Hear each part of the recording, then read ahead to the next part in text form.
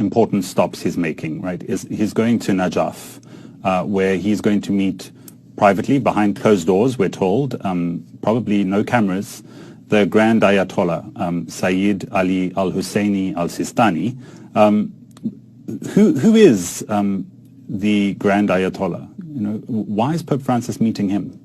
Look, the truth about Sistani, and I don't say this because I study Shia, but because it's true, is that he is an extraordinary human being.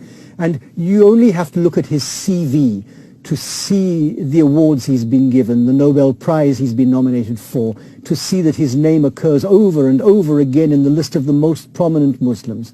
He's an Iranian-born and studied in Qum, but completed his studies in Najaf. So you have these two schools, Najaf and Qum, and you have to think of them in terms of Oxford and Cambridge, really. It's two centers of learning rather than two single institutions, each with its own particular trend. And he's got a foot in both because he's Iranian-born and he studied there and then in Najaf.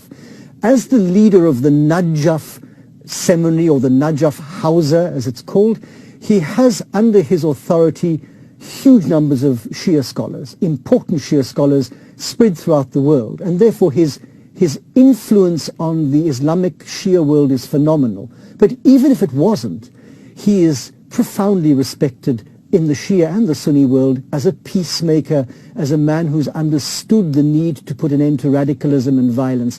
And therefore, I say without fear of contradiction, and I've said it often on camera, that with Francis and Sistani, you are dealing with two men with the same mindset. You are dealing with two men who both have come to understand, both of whom have come to understand that it's absolutely crucial that we find a peace that comes through justice. They both know that equally well. So it's two men who are on exactly the same level. He's chosen the right representative to meet. It is a dramatically good move on the Pope's part.